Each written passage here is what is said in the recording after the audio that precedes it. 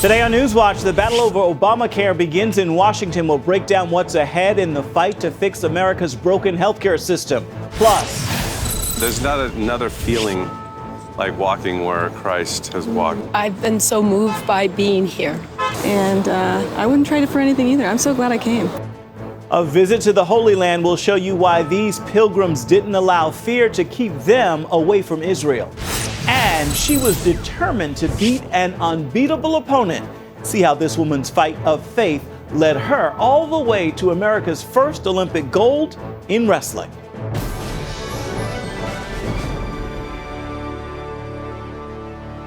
And thank you for joining us for CBN NewsWatch. I'm Ephraim Graham. It is a battle that will likely consume Washington for much of the year. The Obamacare debate already at the top of the agenda as the new Congress kicked off this week.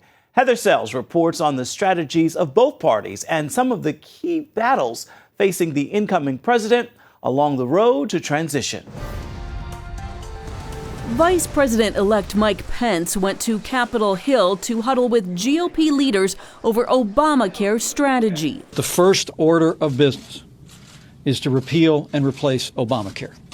Even the president made a rare visit to Capitol Hill to fire up his party to defend his signature health care law. Democrats don't have the votes to block a repeal, so they're trying to rally public opinion. Their main charge, a repeal would lead to health care chaos. They have no idea what to put in place of the Affordable Care Act. For years, they've talked about repeal, but for 5 years now, they have had nothing to put in its place. We have a plan to replace it. We have plenty of ideas to replace it, and you'll see as the weeks and months unfold what we're talking about. And the president-elect weighed in via Twitter, saying Republicans must be careful in that the Dems own the failed Obamacare disaster with its poor coverage and massive premium increase, like the 116% hike in Arizona. Also, deductibles are so high that it is practically useless. Don't let the Schumer clowns out of this web. Trump has also turned to social media to take on U.S. intelligence agencies. He's at odds with them over their investigation into the hacking of the Democratic National Committee emails. Trump supports WikiLeaks founder Julian Assange, who says Russia did not give him the stolen emails. But many top intelligence officials disagree. And Democrats are warning Trump could face big-time payback. Take on the intelligence community. They have 6 ways from Sunday at getting back at you. So even for a practical, supposedly hard-nosed businessman, he's being really dumb to do this. The Senate Minority Leader is also promising on MSNBC to fight Trump's nominee to the Supreme Court, saying if they don't appoint someone who's really good, we're going to oppose him tooth and nail. Schumer also talked about fighting to simply leave that Supreme Court vacancy unfilled. Just last year, he attacked Republicans for blocking a vote on Obama's nominee to the High Court, even though it was an election year, when Supreme Court votes usually don't happen.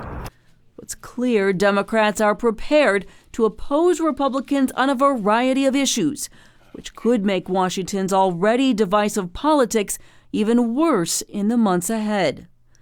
Heather Sells, CBN News. And leading U.S. officials are testifying today in Congress on their findings of Russian hackings during the election. It comes a day before President-elect Donald Trump will be briefed by the CIA, FBI, and Director of National Intelligence on the hacking efforts. Today's Armed Services Committee hearing is the first in a series aimed at investigating the purported Russian cyber attacks against the U.S. The goal is to figure out how to develop defenses strong enough to fight future intrusions. A Republican House panel created to investigate Planned Parenthood and the sale of fetal tissue is asking Congress to stop federal payments to the organization. The panel's report has just been released, accusing the abortion giant of violating federal laws. It says Planned Parenthood altered abortion procedures to obtain the fetal tissue that would later be sold. Congresswoman Marsha Blackburn, who is on the panel, said, quote, "The select panel's relentless fact-finding investigation has laid bare the grisly reality of an abortion industry that is driven by profit, unconcerned by matters of basic ethics." A senior counsel for the Alliance Defending Freedom, Senior Counsel Stephen H. Aden, also said Congress should end taxpayer subsidies of the abortion business that has enjoyed nearly $1 billion in profits over the last decade, while taking more than $4 billion from American taxpayers.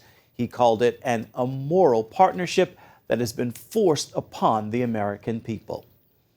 A new constitutional amendment proposed by Senator Ted Cruz and Congressman Ron DeSantis will impose term limits on members of Congress.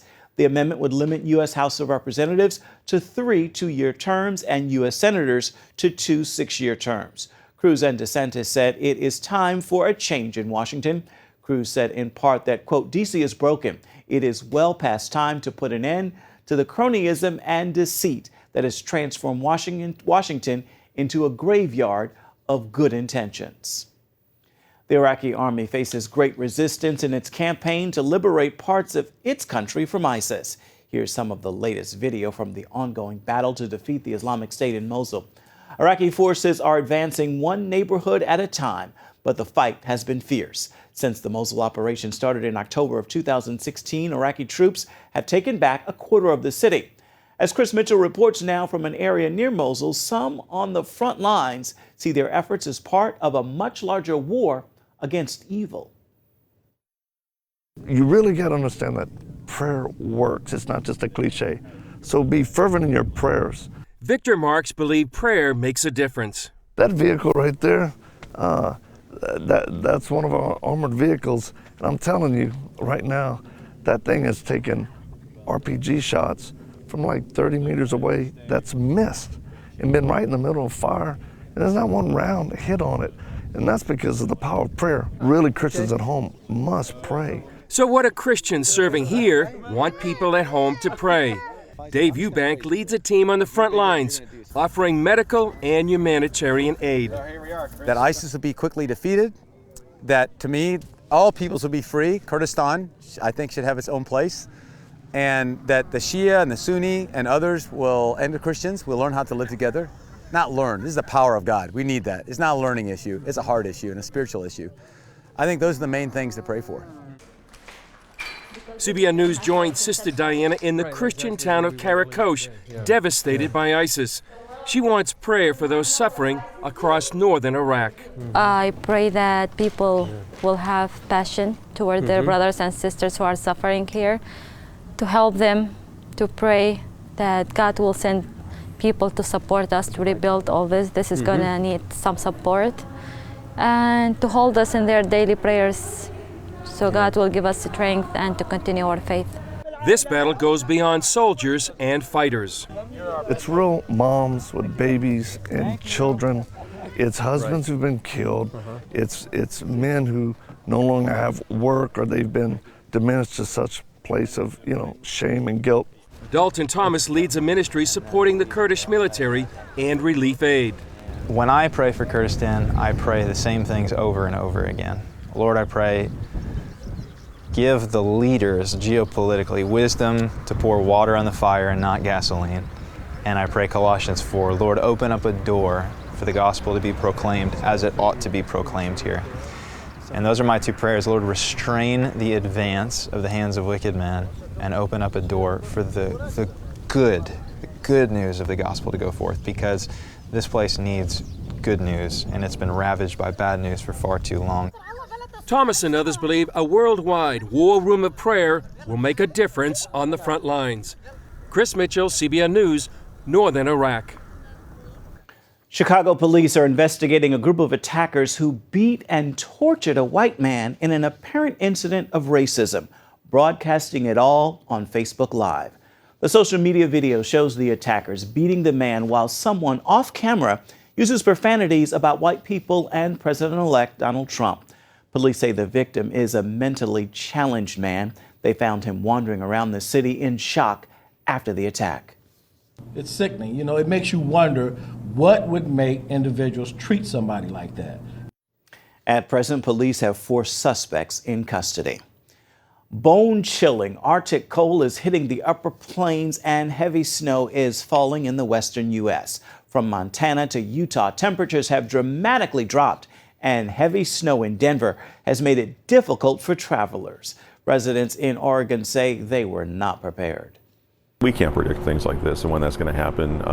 You know, it's an act of God. We had trees falling all over Portland and the coast today. You know, we had strong winds last night, and it's one of those unfortunate mishaps that nobody ever wants to see happen. People are being warned they could suffer frostbite and hypothermia if proper precautions are not taken. Forecasters say in North Dakota, temperatures will not rise above 0 until Friday. Want to turn now to health news. Turns out diet sodas are not healthy for you and may even cause you to gain weight rather than lose it. That is the finding from the researchers at Britain's Imperial College using studies dating back some 30 years. The London Telegraph reports the review found no evidence diet sodas help prevent weight gain. And even though the drinks don't have sugar, they can trigger some sweet receptors in the brain, which can lead to people craving food. Not everyone agrees, but some experts say it is important to not only cut calories, but to eat healthy as well. Coming up, modern-day pilgrims talk about their first trip to Israel. See how their tour of the Holy Land made the Bible come to life. We've got the story, and it's coming up after this. When many people consider a trip to Israel, they wonder, is it safe? As Chris Mitchell reports now from Jerusalem, most tourists to the Holy Land not only feel completely secure, they discover a destination beyond all their expectations. Much of the world only knows Israel from what it sees on television news or reads on the web. That typically includes images of violence and words like oppressed. But what's it really like in Israel? Based on what the news media shows, many wouldn't expect to see shopping, restaurants, and people going about their daily lives. For example, this is the Mamilla Mall, just outside the walls of the old city. It's a combination of restaurants, shops, and cafes. We talk with first-time tourists about their perception before leaving and the reality they experienced after their arrival.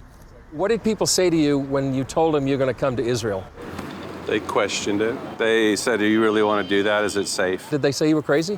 That was a very common comment. Are you crazy? And I said, no. You know, nothing was going to stop me. You know, people couldn't talk me out of it. So. And how did you feel before you came? What was it like? Probably a little apprehensive, but excited. You know, we just couldn't wait to see where Christ has walked, and it was more than I expected. It was amazing. Some felt coming to Israel might send a message in fighting back against the growth of terrorism. I had some friends who said, why don't you come along? And I thought, oh, I'm not sure I should. It might be a little dangerous. And then I thought, goodness, life is dangerous. Really, I came from the Boston Marathon. I mean, there's so much going on that I'm not going to worry about it. If you stop moving, the bad guys win. It's ridiculous. Tuvia Zaretsky arranged their tour with an eye on ancient history and current events. I told them I wanted to come over here and look at the world that's here and the people that are here and the places where the Bible events took place.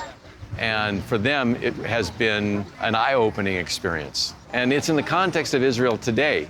Samuel Smaja has led tours here for more than 20 years. Israel doesn't come in the category of tourist destination. Israel is not the Bahamas. Israel is not even Paris. Israel is not even Rome. I believe Israel is the stage of your faith. And I believe coming to Israel will encourage you in your walking with the Lord. And what was it like after these tourists made their leap of faith to come to Israel? The Israelis really have their act together. They Felt do. very comfortable. The people are wonderful, they're very professional, they're very caring, and they really want to make us feel welcome. It's a very sophisticated, cosmopolitan city. So when we got here, there was such a peace. The whole time we've been here, I have never felt not safe. And they did know Israel has been experiencing its own wave of terror. They told us there are places you definitely don't want to go, but there are places in any city in the United States you don't want to go to. Jerusalem Mayor Nir Barkat told CBN News, despite the current violence, Jerusalem is a safer city than most. We have the best police in the world. We have the best security forces. Per capita, we're safe as London when you really check the numbers. So actually, when I fly to America, I pray to come back home safely to Jerusalem, because the crime rates in America are 6 times more per capita than in Jerusalem. And how did these Christian pilgrims feel after walking in the footsteps of Jesus? Oh, it was quite moving. Yeah, it brought me to tears a few times. There's not another feeling like walking where Christ has walked. I don't think I'll ever read the Bible the same way anymore. Yes. I've been so moved by being here. I would not trade it for anything. And I felt the Lord with me through this trip, and He's been speaking to my heart and doing good work in there. And I wouldn't trade it for anything either. I'm so glad I came. It also brought the Bible to life. For me, it really tied the Old Testament and the New Testament together in ways that I could not have done had I not come here and seen the geography and appreciated the history.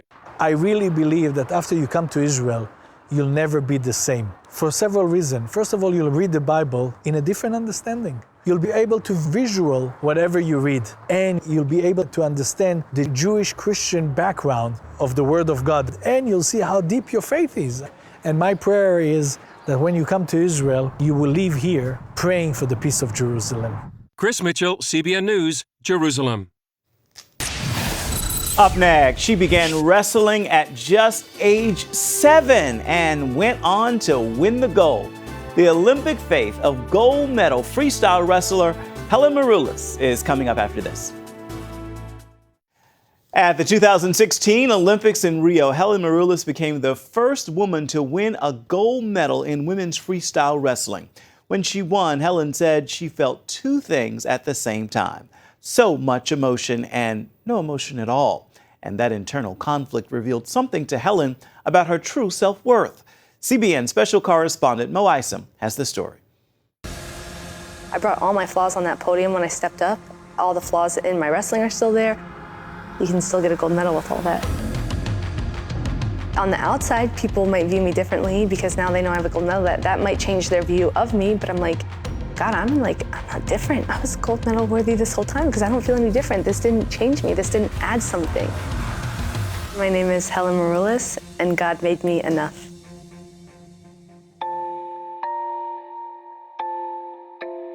Take us back to what really drew you into wrestling and, that journey there. I started wrestling when I was 7 years old, actually in this room. This is where, the Beginners Kids Club started, and my brother had just joined, and there weren't enough kids on the team, so he wasn't gonna have a partner. And instead of, him having to quit and come back next year, my mom just told me to take my shoes off and to jump in there. And you're the only girl at this time, correct? Yeah. So you're 7 years old, you jump in the ring, you compete. I'm assuming you won because you kept Only wrestling. match I won all year. Okay, so then you lost the rest of the year. I was 1 in 30. Oh my gosh, that's kind of awesome. That you can say as an Olympian with pride. Yeah. I started and I was 1 in 30. But you won the one that was important. Yeah. I want to talk a little bit about the gold medal match because I know there's a history there in who you were competing against. Here's this woman that's never lost in the last 16 years at a World or Olympic stage. So that if you're gonna do it at this weight class, she will be there. So you can't ignore that fact. You have to train and study. And so I was studying and I would watch film and I would translate her interviews from Japanese to English, and I was trying to find weaknesses. I'm like, yeah, God, when I find the weakness, then boom, I'll train for that specific thing and I can capitalize on it. It was like I wasn't finding any. Yeah. And I felt like God was like, instead of trying to bring someone down to a level you feel like you can reach, why don't you just respect them for where they are and try and surpass that level?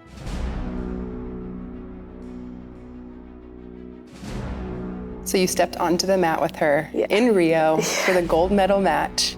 What was running through your head? What was running through your heart even? I mean, were you in conversation with God even then? What was really going on? The whole day, all I was saying was, Christ is in me, I'm enough. I can do all things through Christ who gives me strength.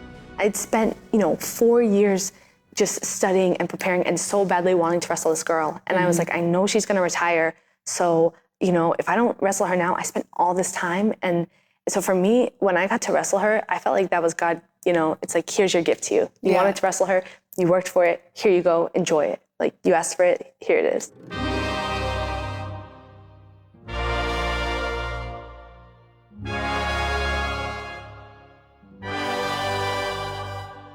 Then you win. Time expires. It's 4-1. You have a decisive victory.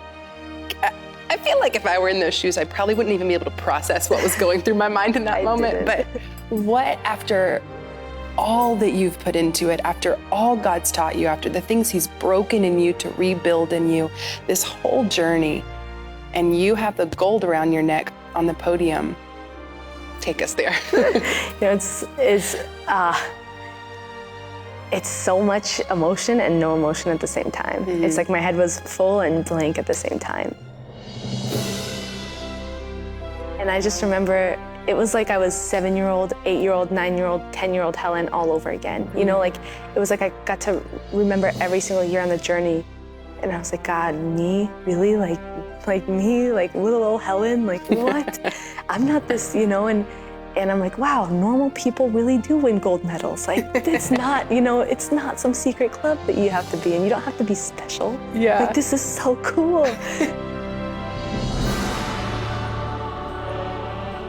On the outside, people might view me differently because now they know I have a gold medal. That might change their view of me, but I'm like, God, I'm not different. This is awesome. I was like, I really was enough before, and I really am enough now. It is time for your Thursday Thankful, and today I pray you will join me in this prayer of gratitude for the way our Creator has built us. Lord, thank you for creating us with the power to mourn a loss, but only for a moment. We are built to mourn and move on. Thank you for that design detail, and with the heart of gratitude, make this a thankful Thursday. Don't stand still mourning without getting up and thanking God for the power to move on. That is going to do it for this edition of CBN NewsWatch. You can find more of our exclusive coverage of the issues you care most about at cbnnews.com. Make this a thankful Thursday. We'll see you back here tomorrow.